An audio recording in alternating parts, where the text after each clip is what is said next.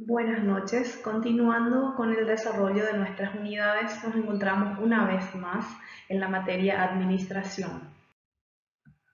En la unidad 3 vamos a estar analizando el enfoque clásico de la administración o la administración científica.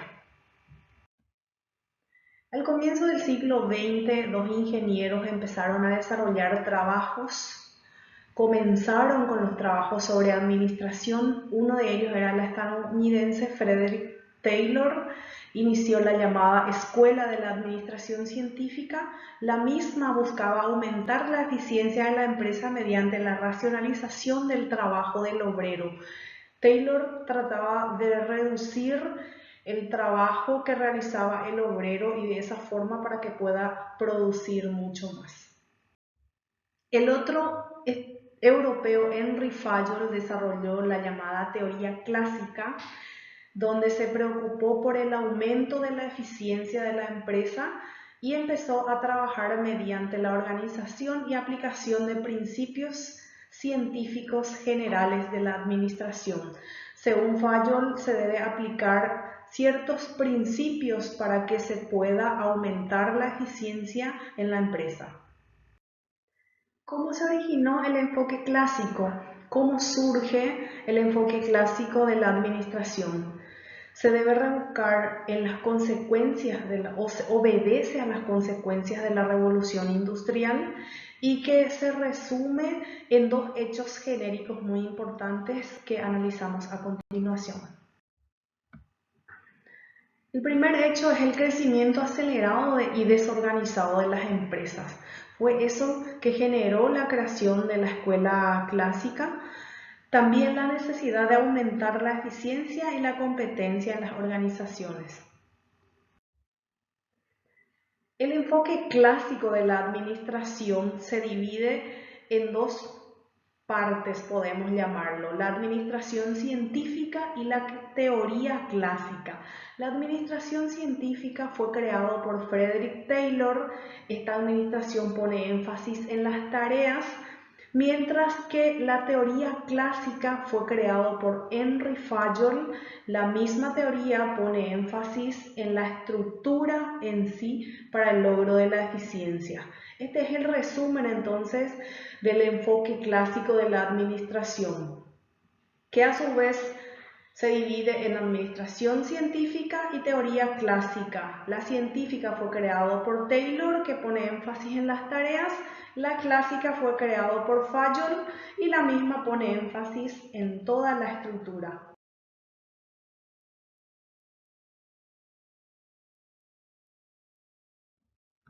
El enfoque típico de la escuela de la administración científica se basa en el énfasis puesto en las tareas.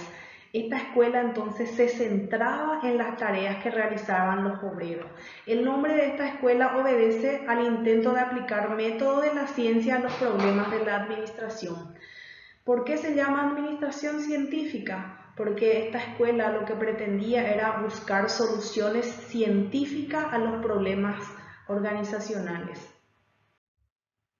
Al comienzo, esta escuela se propuso eliminar el desperdicio y la pérdida sufrida por las empresas y a través de ella poder elevar el nivel de productividad mediante la aplicación de métodos y técnicas de ingeniería industrial.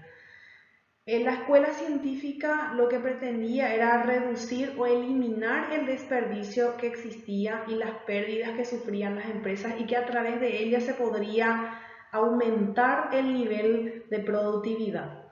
Pero para ello se necesitaba aplicar métodos y técnicas de ingeniería industrial.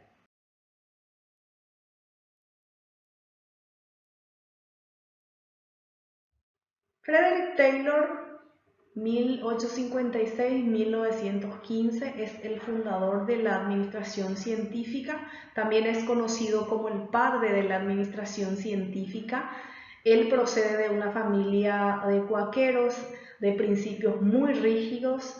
Él fue educado en la disciplina, la devoción al trabajo y al ahorro. Entonces, esa educación él trató de aplicar en la empresa donde él dirigía.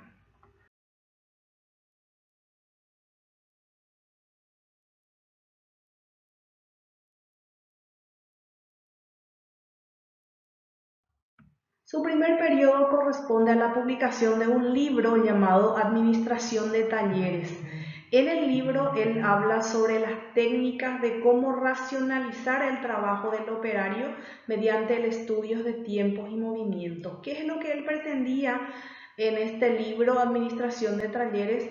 Trataba de buscar una forma de reducir el trabajo que realizaban los operarios estudiando el tiempo y el movimiento que hacían los operarios. Trataba de reducir todo tipo de desperdicio de tiempo y movimientos innecesarios para que los operarios puedan producir mucho más. En esencia, Taylor expresa en Shop Management el objetivo de la administración es pagar salarios altos. Él decía en su libro que hay que pagar un salario alto al trabajador y que produzca mucho más y que los costos unitarios sean bajos. Entonces de esa forma se va a producir producto barato, van a ganar más los trabajadores y también los patrones, con el objetivo de que la administración debe aplicar métodos científicos de investigación y experimentación para formular ciertos principios para que se pueda estandarizar y lo cual pueda permitir el control de los operarios en la producción. Se tenía que estandarizar la forma de trabajar y lo cual iba a permitir controlar a los trabajadores o operarios en la producción. También los empleados se debería seleccionar científicamente y para que puedan ser llevados a sus puestos acorde a las condiciones o capacidades que tienen, además de ofrecerle condiciones laborales adecuadas para que puedan llegar a su rendimiento máximo. Los empleados deben ser entrenados científicamente para que puedan realizar su tarea y de esa forma ir perfeccionando sus actitudes y para que lleguen a producir mucho más. También la administración debe establecer una atmósfera de íntima y cordial cooperación con los trabajadores para garantizar que exista la continuidad en el ambiente psicológico. ¿Qué es lo que se pretendía? Que haya una buena relación o una relación cordial y que exista cooperación entre los trabajadores y de esa forma se garantiza la continuidad en el ambiente psicológico. Van a estar contentos en su lugar de trabajo y van a producir mucho más. Corresponde a la publicación de otro libro llamado Administración o Principios de Administración Científica, porque él decía también que deben existir principios y métodos a seguir para que los operarios puedan producir. Cuando concluyó la racionalización o cómo reducir esfuerzo del trabajo del operario debía estar apoyado por una estructura general de la empresa que diera coherencia en la aplicación de sus principios. Según Taylor, las empresas de su época padecían tres males. Entonces, existen tres males de aquel entonces que mencionaba Taylor que generaba que los trabajadores reduzcan su capacidad de producción. Primeramente, la holgazanería sistemática de los operarios. ¿Qué significa esto? Que cuando un trabajador o un operario observa que su vecino o su compañero de trabajo no está produciendo, le copia. Desconocimiento de la gerencia de la rutina de trabajo y el tiempo necesario para realizarlas. Existen jefes, gerentes que no manejan el tiempo de trabajo o la rutina de trabajo que realizan los operarios, entonces no puede controlar. Él defendía esto porque él empezó desde muy abajo y conocía todo el proceso. Luego, la falta de uniformidad en las técnicas y métodos de trabajo también reducía la producción. Según Taylor, entonces, estos tres males eran lo que sufrían las empresas de su época.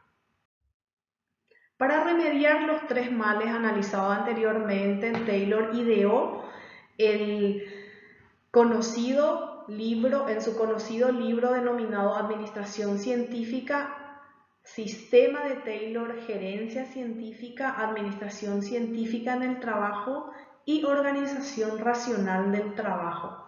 Todo esto él aplicó o creó para que se pueda remediar esos tres males.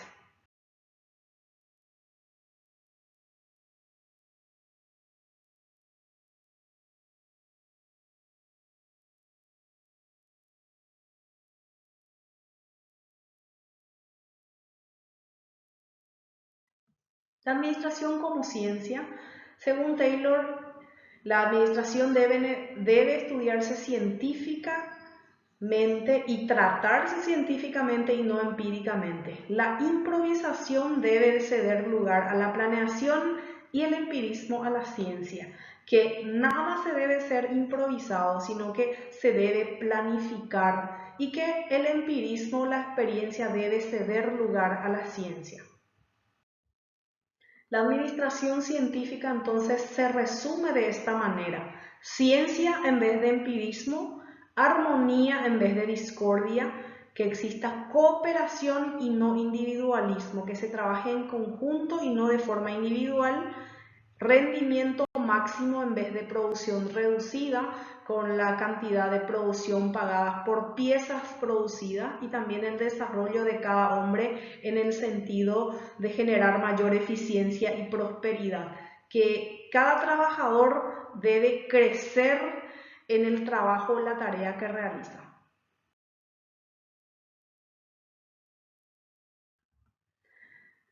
La preocupación por racionalizar y estandarizar se debió o se generó establecer normas de conductas que pudieran aplicarse en las empresas por el administrador. Entonces, la racionalización significa reducir tareas, estandarizar significa que se haga de una sola forma, que existan normas de conductas y que la administración científica debe pensar en estos principios que se puede aplicar en todas las situaciones posibles en la empresa.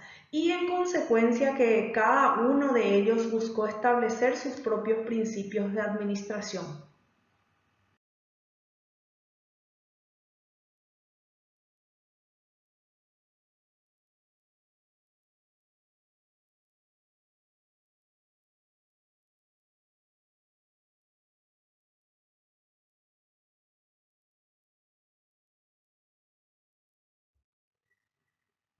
El primer principio, según Taylor, es el principio de planeación, cambiar la improvisación y darle lugar a la ciencia. Luego, el principio de preparación. Hay que seleccionar científicamente a los trabajadores acorde a sus habilidades para que puedan ocupar los puestos. Luego, el siguiente principio es el principio de control. El tercer principio, según Taylor, se debe controlar. Hay que cerciorarse que todo se esté realizando acorde a las normas establecidas. Y finalmente, el principio de ejecución. Asignar atribuciones y responsabilidades para que el trabajo se realice con disciplina. En cada sector, asignar a un jefe para que pueda tener responsabilidad, contratar y aplicar la disciplina.